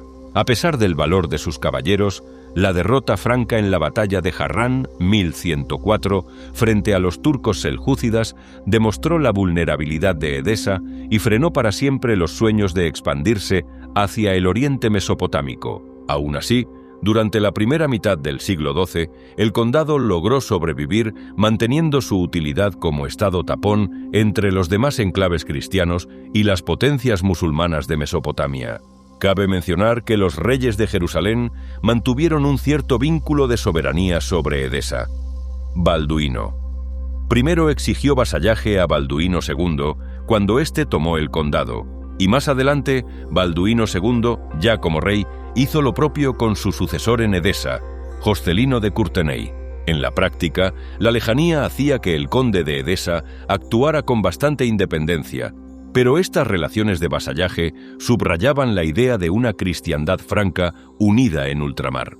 El condado de Edesa continuó bajo gobierno de la casa de Courtenay, Joscelino I, y luego su hijo Joscelino II, hasta convertirse en el más frágil de los estados cruzados, siendo el primero en sucumbir ante la contraofensiva islámica a mediados del siglo.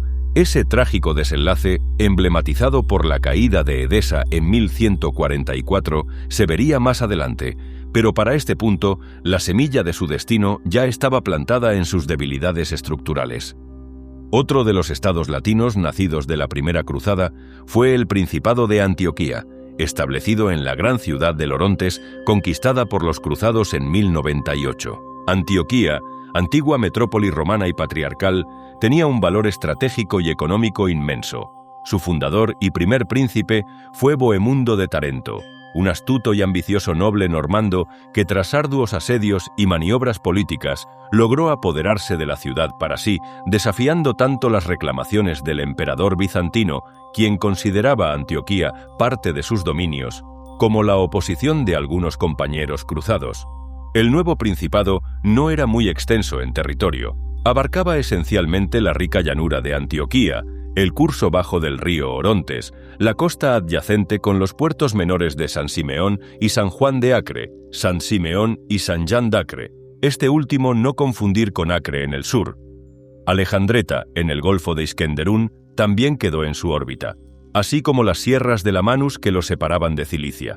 Aunque relativamente pequeño, el Principado de Antioquía se convirtió en uno de los enclaves más prósperos y fortificados de Outremer. La ciudad de Antioquía en sí era un centro urbano de primer orden. Contaba con industrias artesanales, talleres de seda, cerámica, vidrio, alfombras y jabón, famosos en la época, y se hallaba en una posición comercial privilegiada, recibiendo caravanas procedentes de Alepo, Mesopotamia y Anatolia que, pese al conflicto religioso, continuaban fluyendo para aprovechar el mercado y los puertos antioquenos.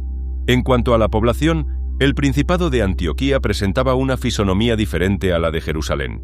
La mayoría de sus habitantes eran cristianos orientales antes de la llegada franca.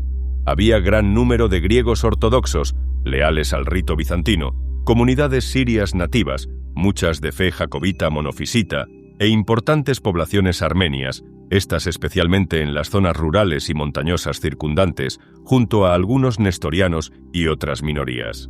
Los musulmanes en Antioquía y su entorno eran comparativamente menos numerosos tras las carnicerías y emigraciones que acompañaron la conquista, de modo que los nuevos amos normandos gobernaban principalmente sobre una miríada de comunidades cristianas locales. Estas comunidades, divididas por diferencias doctrinales y rivalidades históricas, difícilmente se unían contra los francos. Bohemundo y sus sucesores supieron aprovechar esa desunión para afianzar su autoridad, actuando ora como protectores, ora como árbitros entre griegos, armenios y sirios. No obstante, esa diversidad implicaba también desafíos administrativos. Los príncipes latinos tuvieron que conciliar las tradiciones de gobierno bizantinas que regían la región con la implantación del feudalismo occidental. Así, en Antioquía se desarrolló un sistema político híbrido. Por un lado, Bohemundo y luego su sobrino Tancredo introdujeron instituciones feudales similares a las de otros estados cruzados. Establecieron un tribunal supremo o haute cour para la alta nobleza franca y un tribunal separado para los burgueses locales. Nombraron a condestables, mariscales y otros oficiales militares al estilo europeo. Por otro lado, los normandos conservaron aspectos del aparato administrativo bizantino para gestionar las ciudades y la recaudación fiscal. Aprovecharon la experiencia de funcionarios griegos en cuestiones de impuestos y mantuvieron en parte la burocracia urbana existente, adaptándola a su mando.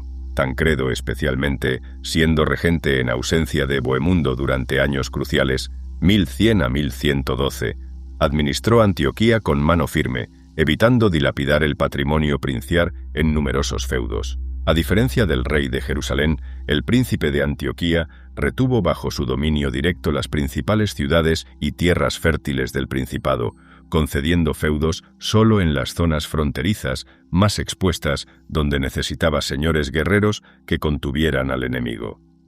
Esta política permitió que la casa principesca fuera la potencia preponderante dentro de Antioquía, con ingresos considerables y menos dependencia de varones díscolos. De hecho, a diferencia de Jerusalén, donde el monarca fue originalmente elegido y la nobleza tenía cierto poder colectivo, en Antioquía la sucesión fue desde el inicio hereditaria en la familia normanda de Bohemundo, reforzando un gobierno más autócrata. Durante sus primeros años, el Principado de Antioquía debió lidiar con amenazas tanto externas como internas. En el verano de 1100, Bohemundo I fue capturado por los turcos danisméndidas durante una expedición mal calculada en Anatolia, lo que dejó a Antioquía temporalmente descabezada. Afortunadamente para los francos, su sobrino Tancredo, otro destacado caballero normando, acudió prontamente desde el sur para asumir la regencia. Tancredo de Hauteville demostró ser tan capaz y audaz como su tío. Bajo su mando, Antioquía resistió la presión de los emires vecinos e incluso expandió sus dominios a costa de estos y de rivales cristianos. Durante la cautividad de Bohemundo, Tancredo aprovechó para ocupar territorios disputados. Incorporó algunas ciudades cilicias y fortines que habían escapado a la órbita franca e incluso extendió temporalmente su influencia sobre el vecino condado de Edesa cuando su conde, Balduino II, cayó prisionero en Harrán. El último de los 4 estados latinos orientales fundados en la estela de la Primera Cruzada fue el condado de Trípoli, establecido tras años de ardua lucha en la costa del actual Líbano. Su gestación estuvo ligada al conde Raimundo IV de Tolosa, uno de los principales caudillos cruzados.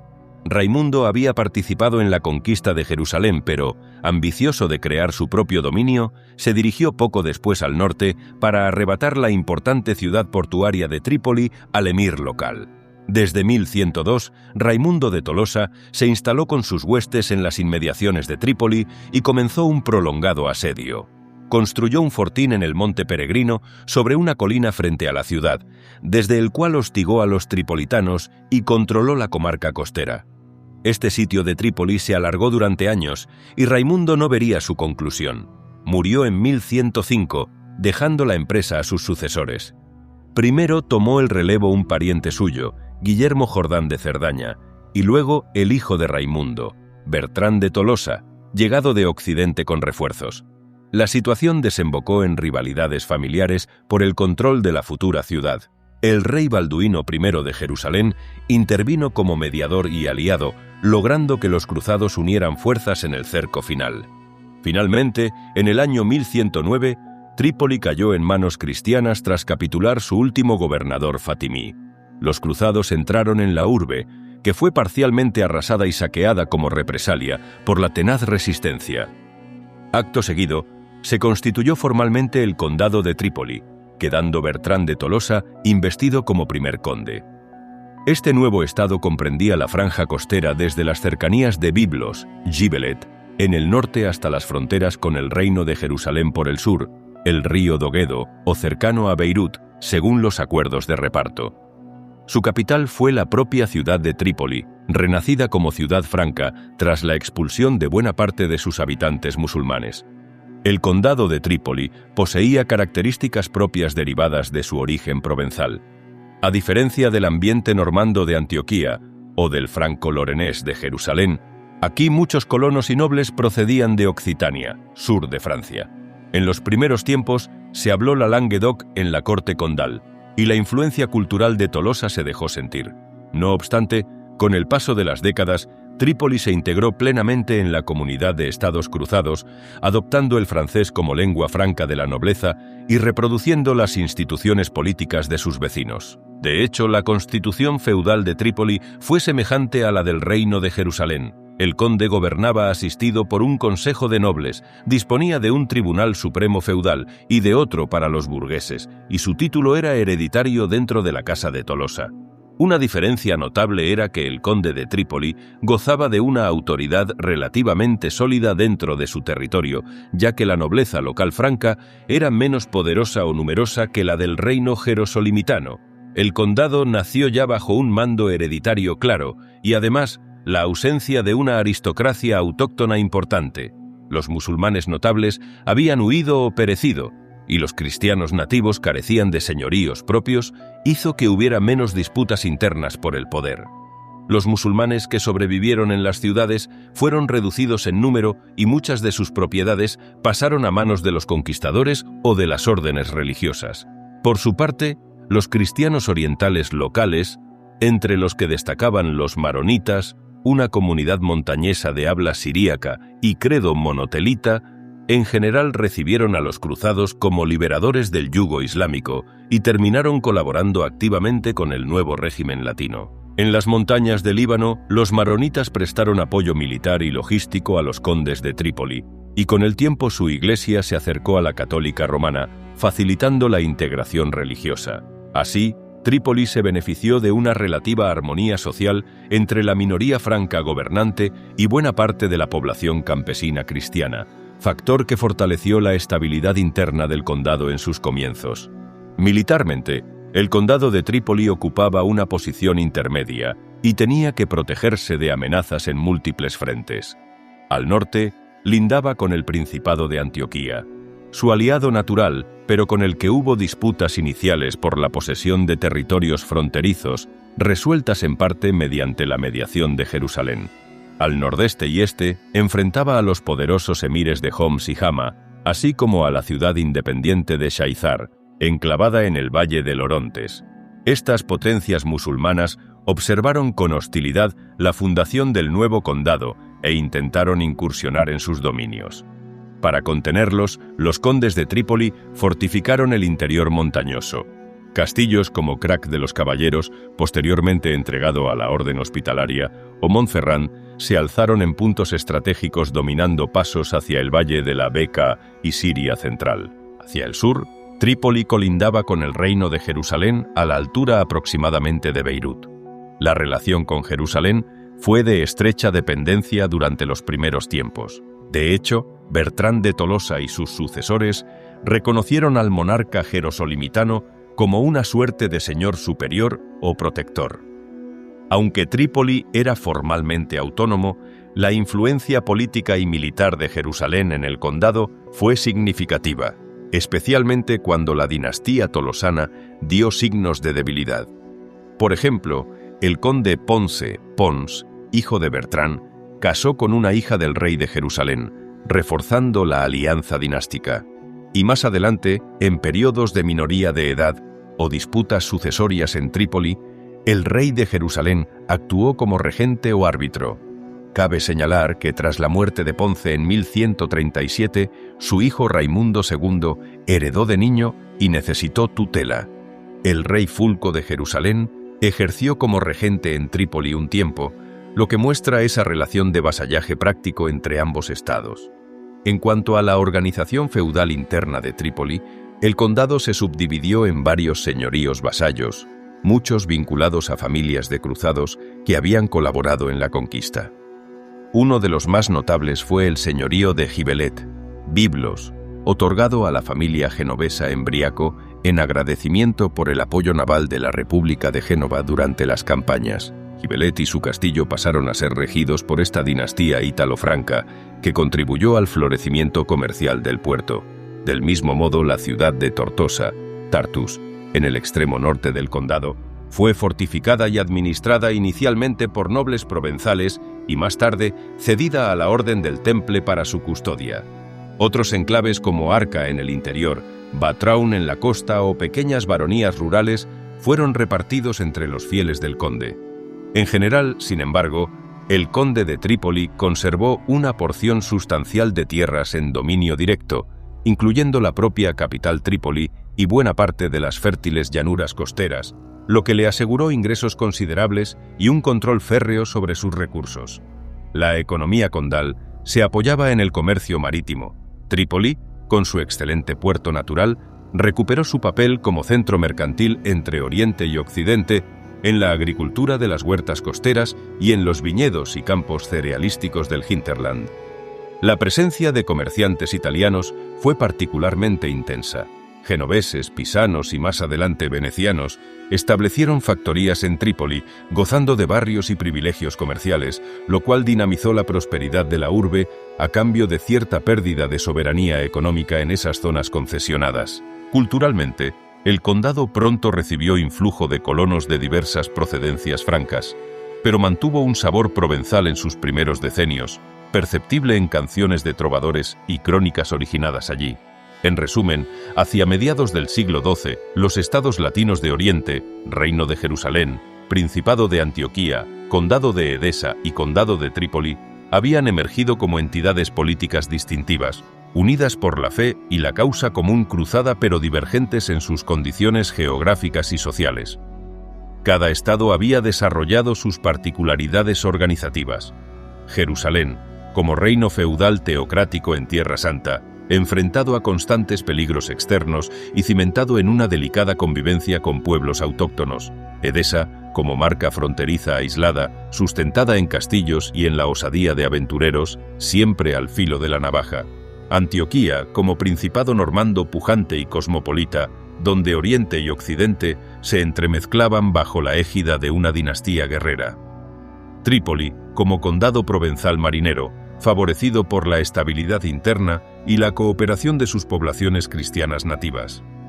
Todos, además, contaban con una red de enclaves vasallos menores, señoríos y baronías periféricas, que extendían la influencia franca sobre fortalezas y distritos claves.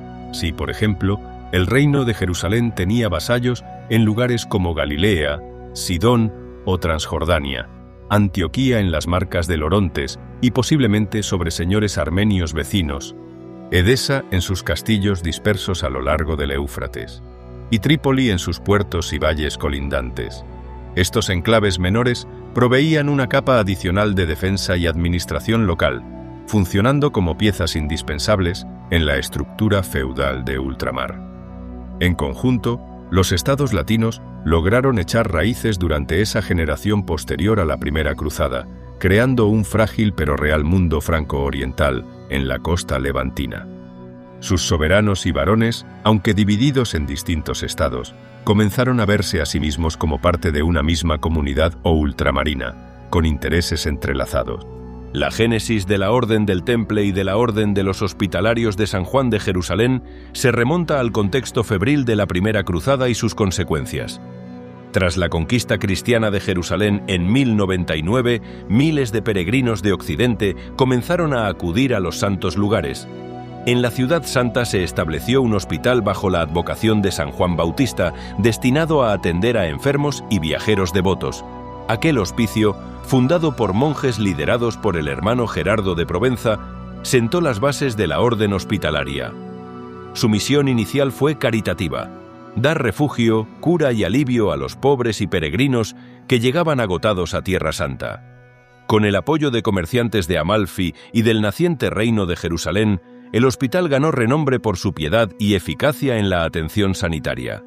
En reconocimiento a esa labor, el Papa Pascual II emitió en 1113 la bula Pie Postulatio Voluntatis, que confirmaba la existencia del Hospital de San Juan y lo ponía bajo protección papal. A partir de entonces, aquella comunidad piadosa evolucionó gradualmente en una orden religiosa plenamente instituida, con derecho a poseer propiedades y autonomía respecto de las diócesis locales. En décadas posteriores, especialmente bajo el maestrazgo de Raymond Dupuy, sucesor del beato Gerardo, los hospitalarios adoptarían también un carácter militar, armando a sus miembros para la defensa de los estados cruzados, sin por ello abandonar su carisma asistencial. Por otro lado, la Orden de los Pobres Caballeros de Cristo, pronto conocida como del Temple, nació de la necesidad de proteger físicamente a esos mismos peregrinos en las rutas peligrosas de Palestina. Hacia 1119, un pequeño grupo de caballeros encabezados por Hugo de Payens, de origen champañés, y Godofredo de Saint-Omer, entre otros, ofreció sus espadas al rey de Jerusalén Balduino II con el fin expreso de guardar los caminos frente a salteadores y incursiones musulmanas. El rey cruzado accedió y alojó a estos 9 caballeros en dependencias anexas a la mezquita de Al-Aqsa, en el recinto del antiguo templo de Salomón. De allí tomaron su nombre los templarios. Durante los primeros años, la humilde milicia cristiana apenas contaba con medios ni hombres. Sus integrantes profesaban votos monásticos de pobreza, castidad y obediencia, y vestían hábitos austeros marcados con una cruz, combatiendo cuando era necesario, pero sin los atributos de la caballería mundana. La imagen de nobles guerreros viviendo casi como monjes, con la espada en una mano y las oraciones en la otra, causó impresión en la cristiandad. Este novedoso ideal del caballero de Cristo, dispuesto a sacrificarlo todo por la fe, pronto atrajo la atención de prelados y señores. El propio rey Balduino, junto con el patriarca de Jerusalén, apoyó a los templarios nacientes, otorgándoles credibilidad ante la Iglesia. En el año 1129, en el concilio de Troyes en Champaña, la Iglesia católica, representada por legados pontificios y abades prominentes como Bernardo de Claraval, examinó y aprobó la regla de la nueva orden del Temple. Este respaldo oficial dotó a los templarios de una estructura jurídica y espiritual sólida, homologada a las de las órdenes religiosas tradicionales, aunque su misión fuera combatir. A partir de entonces, las puertas se abrieron para su crecimiento. Con el reconocimiento papal y el prestigio de sus votos, ambas órdenes militares emprendieron una rápida expansión por los reinos de Occidente. Apenas unas décadas después de su fundación, los templarios y los hospitalarios poseían una extensa red de encomiendas a lo largo de Europa. Estas encomiendas, mansiones, castillos, granjas y conventos regidos por un comendador, cumplían una doble función. Por un lado, servían de centros locales de la orden para reclutar hermanos y atender a viajeros. Por otro, producían riquezas y suministros destinados a sostener las campañas y hospitales en Tierra Santa. La generosidad de reyes, nobles y obispos fue crucial en este proceso. Grandes y pequeños donantes, movidos tanto por la devoción como por el afán de ser partícipes de la defensa de la fe, cedieron tierras, rentas y edificios a las órdenes. En muchos casos, familias enteras entregaban a un hijo para el servicio religioso militar y acompañaban ese gesto con la donación de algún señorío o hacienda. Tales obsequios, acumulados en diferentes regiones, convirtieron a ambas órdenes en importantes terratenientes a escala internacional. Los templarios, en particular, llevaron a cabo entre 1127 y 1130 una célebre campaña de promoción por Europa. El mismo Hugo de Payens viajó a Occidente tras el concilio de Troyes para difundir la causa templaria y conseguir apoyo material y humano. Se entrevistó en Roma con el Papa Honorio II y recibió su bendición. Recorrió después Francia, Flandes, Inglaterra e incluso Escocia, fundando casas de la orden y ganando nuevos hermanos para marchar a Jerusalén. Simultáneamente, otros miembros fundadores recorrieron distintas provincias. Uno se dirigió a Provenza y el Languedoc, donde las donaciones fueron tan cuantiosas que hubo de delegar en un compañero la organización de los nuevos dominios, incluyendo los primeros enclaves en la península ibérica. En efecto, hacia 1130 los templarios ya se habían afincado en los reinos hispánicos. La corona de Aragón ofreció un apoyo destacado. El conde Ramón Berenguer III de Barcelona entregó en 1130 a los templarios el estratégico castillo de Grañena en la frontera con Al-Ándalus, e incluso llegó a unirse a la orden en sus últimos días, falleciendo en una casa templaria. Poco después, el rey Alfonso I de Aragón, apodado el Batallador, causó sensación al legar en su testamento, otorgado en 1131, todo su reino a las órdenes militares de Tierra Santa, Temple, Hospital y Santo Sepulcro. Aunque semejante cesión no llegó a materializarse plenamente, los nobles aragoneses no aceptaron ser gobernados por las órdenes, y finalmente la corona recayó en la dinastía navarra. Las órdenes del Temple y del Hospital fueron compensadas con extensas tierras y fortalezas en Aragón y Navarra por los sucesores del Batallador. Así obtuvieron encomiendas señeras como el castillo de Monzón, que se transformó en bastión templario en el nordeste peninsular. De igual manera se extendieron por Castilla y León y por Portugal. Los reyes ibéricos, inmersos en la reconquista contra los dominios musulmanes, veían en estas órdenes unos aliados formidables. Por ejemplo, el monarca castellano Alfonso VII confió a los caballeros de San Juan la custodia de plazas liberadas en el Valle del Tajo, y el portugués Alfonso I, Afonso Enríquez, otorgó a los templarios la villa de Tomar y otras posesiones después de que estos colaborasen en la conquista de Lisboa y Santarém hacia 1147. A cambio de tales mercedes, los frailes guerreros aseguraban la defensa de las fronteras avanzadas, repoblando las tierras y construyendo castillos allí donde el rey solo no podía mantenerlas. Hacia mediados del siglo XII, la Orden del Temple y la del Hospital gestionaban decenas de encomiendas desde Escocia hasta Sicilia y desde Portugal hasta Polonia. Sus dominios incluían monasterios rurales con vastos campos de labor, molinos y viñedos, granjas de cría de caballos, casas urbanas en puertos y ciudades comerciales, e imponentes fortalezas en puntos estratégicos. Cada encomienda era administrada por un comendador que rendía cuentas al maestre provincial y, en última instancia, al gran maestre de la orden. La riqueza generada, ya fuera en forma de cosechas, ganado, rentas o limosnas, se canalizaba hacia Tierra Santa para costear hospitales, templos, armamento y soldados. En este proceso de expansión, las órdenes gozaron de privilegios eclesiásticos singulares que les otorgaban amplia autonomía. En 1139, el Papa Inocencio II, alentado por la influencia de Bernardo de Claraval, expidió la bula Omne Datum Optimum, por la cual la Orden del Temple quedó bajo protección directa del Sumo Pontífice. Se les eximió del pago de diezmos a los obispos locales y se les autorizó a recaudar fondos y recibir donaciones sin interferencia de las autoridades diocesanas. Los hospitalarios obtuvieron beneficios similares. En 1154, Anastasio IV reconoció formalmente a la Orden de San Juan no solo como hermandad piadosa, sino también como orden militar, confirmando su derecho a portar armas y a gobernar sus propias fortalezas. Estas atribuciones permitieron que templarios y hospitalarios operasen al margen de las jerarquías feudales y eclesiásticas locales, respondiendo únicamente ante sus superiores y ante el Papa. Muchos reyes fomentaron esta situación porque apreciaban la eficacia de unas instituciones internacionales, disciplinadas y al servicio de la cristiandad. Monarcas de Francia, Inglaterra y los diversos reinos españoles otorgaron a las órdenes exenciones de impuestos, fueros para sus tierras e incluso encomendaron a los freires la educación de príncipes y la custodia del tesoro real. Por ejemplo, en París, el tesoro de la corona francesa fue confiado durante un tiempo a la custodia de la Casa del Temple, dada la reputación de honestidad y seguridad de los monjes guerreros. En la primera mitad del siglo XII, la aparición de los monjes soldados del Temple y el Hospital fue recibida por lo común con entusiasmo y veneración por parte de la sociedad cristiana. En un mundo signado por la fe, estos hombres encarnaban el ideal de entrega absoluta a Dios, Abandonaban los placeres y vínculos mundanos para abrazar una vida de disciplina monástica, pero en lugar de retirarse a la clausura, salían a los caminos y al campo de batalla a proteger a los débiles y defender la cristiandad. La mezcla de ascetismo y marcialidad resultaba impactante para la mentalidad de la época. Frailes que empuñaban la lanza y a la vez entonaban salmos representaban algo insólito, una nueva milicia de Cristo que muchos consideraron providencial.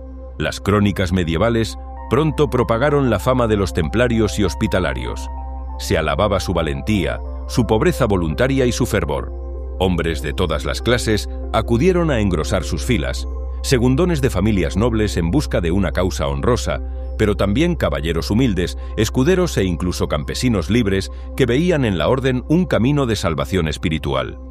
Unirse a estas fraternidades se interpretaba como morir al mundo para renacer como guerrero de Dios, lo que otorgaba gran prestigio social. De hecho, numerosas familias nobles presumían de contar con un hijo caballero del Temple o de San Juan, considerándolo una especie de ofrenda familiar a Dios. Del mismo modo, no faltaban donaciones piadosas en testamentos y escrituras. Los fieles legaban parte de sus bienes a las órdenes militares, confiando en ganar méritos para la vida eterna, apoyando la defensa de Tierra Santa. En las ceremonias religiosas, a veces se veía a los freires templarios y hospitalarios ocupar lugares de honor junto a obispos y señores, reflejando su peculiar estatus. Eran monjes, pero también eran combatientes reconocidos por su santidad y coraje. La Iglesia, en sus altas esferas, acogió inicialmente con decidida aprobación a ambas órdenes. El apoyo doctrinal de figuras como Bernardo de Claraval, autor del influyente tratado Elogio de la Nueva Milicia, que justificaba teológicamente la labor de los caballeros de Dios, despejó sospechas acerca de la licitud de que un religioso empuñase armas. Los papas, como ya se ha visto, otorgaron bulas de protección y privilegio tanto al Temple como al hospital, consolidando su legitimidad. Representantes de las órdenes participaron en concilios y sínodos de la época. Por ejemplo, tras el concilio de Troyes, es probable que algunos templarios asistieran al segundo concilio de Letrán en calidad de invitados, y el tercer concilio de Letrán, 1179, se ocupó de recordar a templarios y hospitalarios la necesidad de observar sus reglas y virtudes con humildad, señal de la importancia que habían cobrado dentro de la Iglesia. Los maestres de las órdenes mantenían correspondencia frecuente con el papado y con altos prelados, informándoles de la situación en Oriente y solicitando orientación espiritual. Su vinculación con Roma era estrecha, lo que reforzaba su posición frente a posibles críticas locales. Aun con este respaldo general, existió también cierto recelo o envidia hacia las órdenes en algunos sectores. A medida que avanzaban las décadas, tanto el Temple como el hospital acumularon considerables riquezas materiales, tierras fértiles, tesoros donados, fortalezas inexpugnables, que contrastaban con el voto de pobreza que sus miembros profesaban individualmente. Observadores maliciosos murmuraban que aquellas órdenes, nacidas en la humildad, se estaban tornando demasiado poderosas y opulentas. Algunos clérigos se inquietaban al ver caballeros montejar y abades guerreros que no respondían ante los obispos locales. Sin embargo, en el período temprano, estas críticas apenas empañaban la reputación global de las órdenes. Para el pueblo devoto, importaba más la entrega y el sacrificio que aquellos monjes soldados demostraban combatiendo infieles y curando heridos que las posibles riquezas que administraban.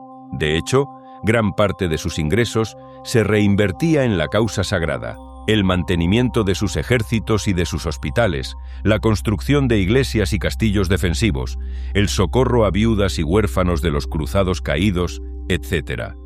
Lejos de percibirlos como usureros o ambiciosos, los cristianos del siglo XII solían ver a templarios y hospitalarios como héroes al servicio de Dios. La participación destacada de ambas órdenes en las campañas militares posteriores a la Primera Cruzada reforzó su prestigio y su aceptación.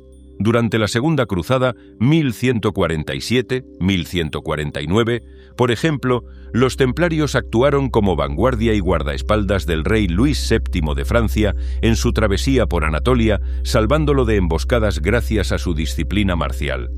Tanto templarios como hospitalarios combatieron luego en el asedio de Damasco de 1148, campaña en la que, aunque fracasada, dejaron patente su arrojo al luchar codo con los ejércitos reales. Su presencia en Tierra Santa se había vuelto tan fundamental que ningún ejército cruzado prescindía de su concurso. En las cruzadas posteriores, incluyendo la fallida expedición de 1171 encabezada por el rey Enrique II de Inglaterra o la masiva Tercera Cruzada de finales del siglo XII, las órdenes militares sirvieron de columna vertebral para las huestes cristianas. Los estandartes de la cruz patada templaria y la cruz blanca de 8 puntas de los hospitalarios ondeaban en todas las grandes batallas, infundiendo ánimo a los cruzados. Esta hoja de servicios en continuo crecimiento afianzó la imagen de santidad guerrera de las órdenes ante los ojos de la cristiandad. Podían cometer errores o sufrir derrotas, pero nadie dudaba de su fidelidad al ideal de proteger la fe con la vida si fuese preciso. Desde su instauración, los templarios y hospitalarios asumieron la defensa activa de los estados cruzados en Oriente Próximo, escribiendo páginas memorables de heroísmo en sus primeras décadas.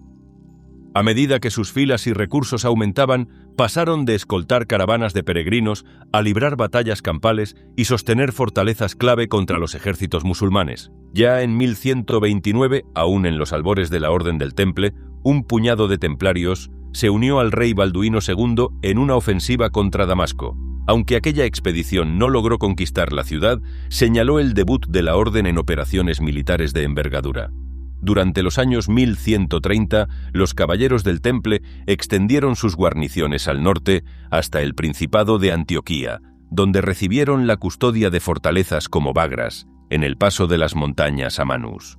En esas posiciones debieron afrontar continuos ataques de los turcos seljúcidas, convirtiéndose en el escudo de los principados cristianos fronterizos.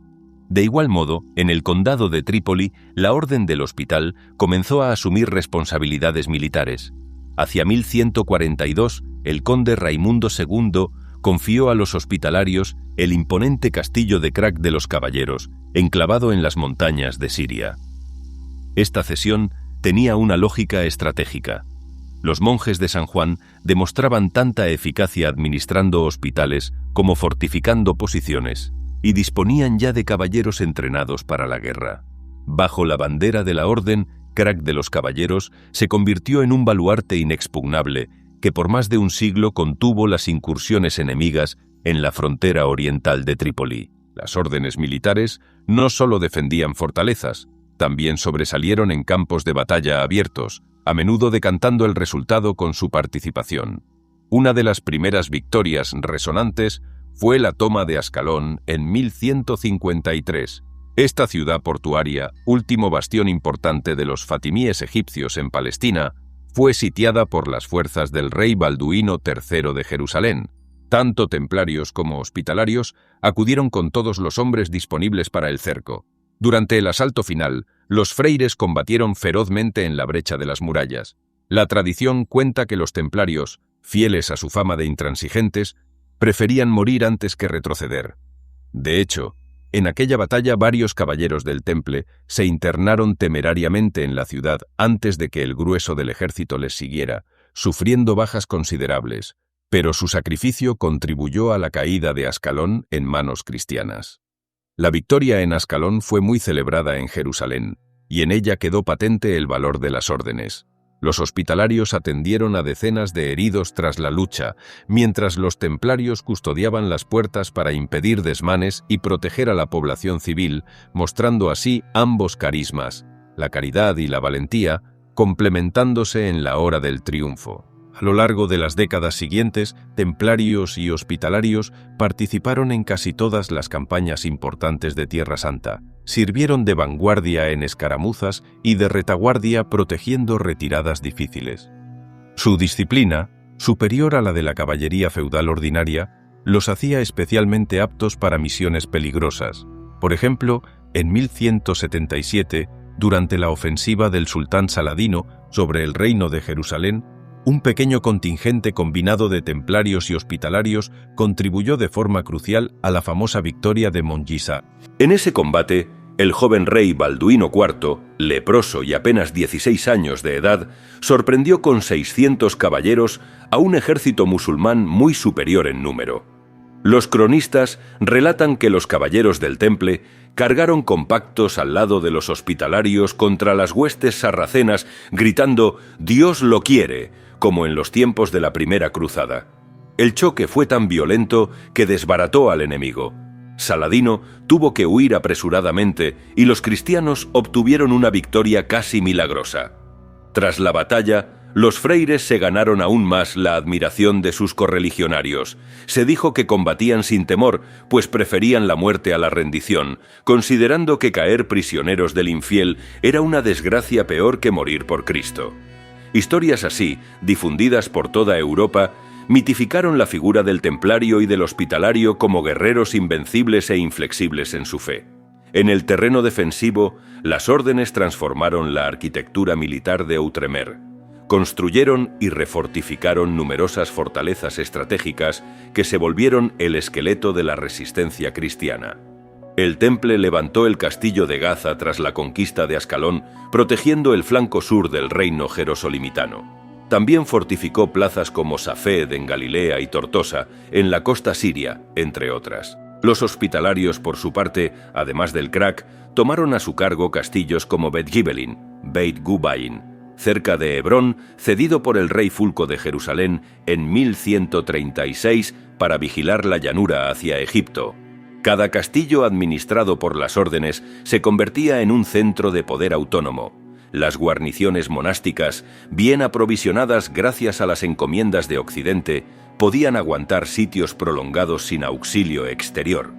Por ejemplo, en la fortaleza de Krak de los Caballeros, los freires sanjuanistas construyeron aljibes, graneros y muros concéntricos tan formidables que, según testimonio de viajantes, sus defensores vivían casi con la holgura de un monasterio, aunque fuera en pie de guerra. Tales bastiones permitieron a los cruzados mantener sus dominios aun cuando las fuerzas de campo flaqueaban y sirvieron de refugio a la población cristiana en tiempos de invasión.